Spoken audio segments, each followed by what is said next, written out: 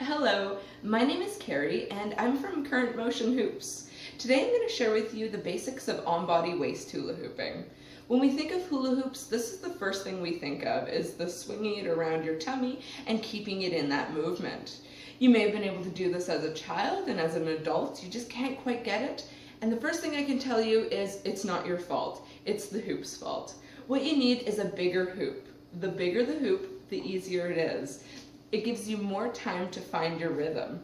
So as a general guideline, you want your hoop to come to at least your belly button, if not taller.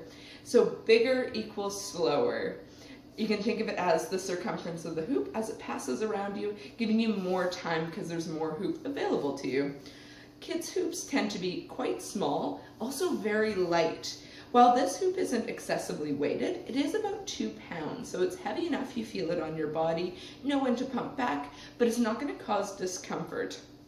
It'll also make it possible to do other movements, which you'll find in other videos that I offer. So first things first is you want to start with your hoop a little bit higher up. This is going to give you more time to find your rhythm. Next, making sure that your hoop is nice and flat. If it's tilted to one side or the other or tilted forward, when you push it, it's going to wind down your body and bump you in the foot. Or worse, it's going to wind up your body and bump you in the face. So starting with the hoop nice and flat is your best bet. So with this, we're going to start by giving the hoop a good, sturdy, fast push. The faster, the better. This is going to tell you which direction you naturally toss your hoop. So let's give it a whirl. Very good. So in this case, I toss my hoop to my left, or you can think of that as counterclockwise.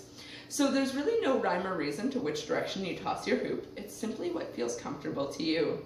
I happen to be a right-handed human, but I toss my hoop to the left. So again, there's no correlation between these.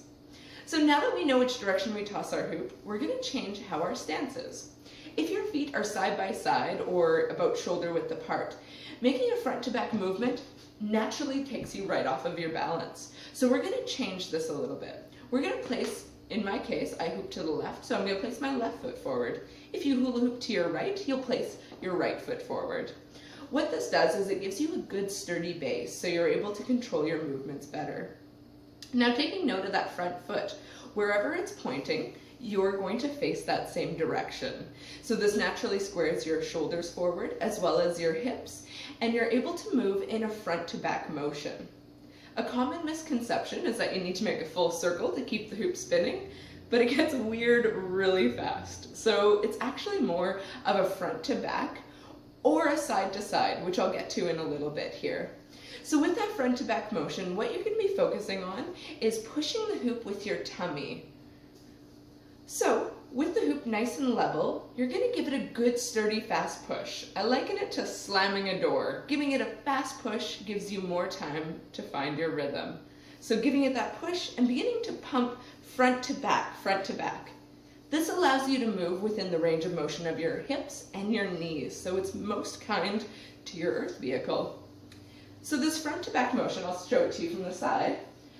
The points of impact, so what's keeping the hoop in motion, is my front left hip and my back right hip. So this is the 2 points that are actually keeping the momentum and spin. I'm going to give my hoop a catch here, bringing it to a stop. Had I had my right foot forward and still going to the left, it arrives a little bit sooner than my left hip, and this can actually make you have to move a little bit rapid, a little bit fast. So moving in a way that gives you the most time will lend to your success. So left current, left foot forward, right current, right foot forward. So if you're finding that your hoop is going down and you're just catching it, or you're having to bend down, pick it up and try again, you have some methods for rescuing your hoop. So if it does begin to go down, going faster, it naturally winds right back up. Exaggeration really is your friend, so don't be afraid to make your movements really, really quick, as opposed to really, really big and wide, which will send your hoop right down to the floor. So exaggeration quick is better than exaggeration big. Now if you're moving too lightly, this can be hard for your hoop to hear you. It doesn't quite know where you're at. So being a bit vigorous with it will definitely help you to keep your hoop going. Now, there's two other methods for rescuing your hoop. If it goes down, you can do a little kind of sit squat and it coils up your body a little bit more. This one can be pretty tricky, especially for a beginner, but it's something you can work up to and try. With that little squat down, you'll notice that my shoulders stayed upright, so I'm not folding forward, which would naturally make my hoop fall over. So staying upright and just doing a little squat, and it coils right back up my body. Another option, which seems really tricky, but I assure you it's easier than it sounds, is to turn the same direction your hoop is going. So my hoop again goes to the left, so I'm going to turn to the left. And the best way to do this is just to go for it. You're going to learn heaps. The first time it might fall down, but practice makes possible. So turning the same direction, and it actually makes the inside of your hoop seem larger than what it is. It's widening those points of impact. You can do this fast, whoosh, or you can do this slow. In this case, I'm going to keep my left foot on the floor, and I'm just going to make steps forward with my right and pivoting on my left. Nicely done.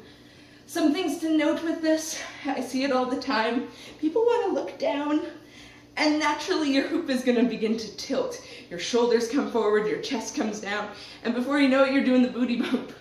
So think tall. You want to keep your shoulders over your hips and have that movement be forward and backward.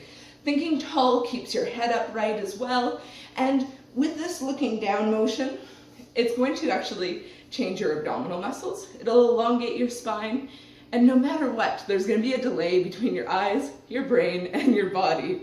So your eyes certainly don't help with waist hula hooping. So with this, thinking nice and tall, if you notice your hoop is tilting more down in the front, it means you're pumping a little bit harder in the back. Or if it's tilting up in the front, it means you're pumping too hard there. So you can really keep your movement nice and even just by thrusting back and forth. Now, I had mentioned about the side-to-side motion. With this, your feet would be side to side, side by side, pardon me, and your movement is going to be in a side-to-side fashion. Now, if your legs are very, very straight and your knees are buckled, that's a very difficult movement to make. So if you make your make your knees a little bit soft, you're going to shift your weight side to side. This will also change the points of impact on the hoop, which will be at your sides. Again, starting with your hoop nice and level, give it a good sturdy fast push, and begin to shift your weight side to side. Now, wherever the hoop sits is where all the movement is happening. So you'll notice that my shoulders are very still, and where the hoop is moving is where my body moves. If it begins to go down, going faster, it naturally comes up. Or doing that little squat, it intercepts a higher level of my body. Or going for a little twirl helps me to move faster and bring the hoop back up my body.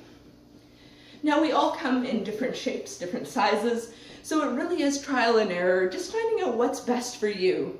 I definitely recommend the front to back one for beginners. This gives you the most time and stability within your movement. If you have any questions, please leave a comment below, and do give this video a thumbs up if you found value in it. And I look forward to sharing more of the awesomeness of the hoop with you. Happy hooping!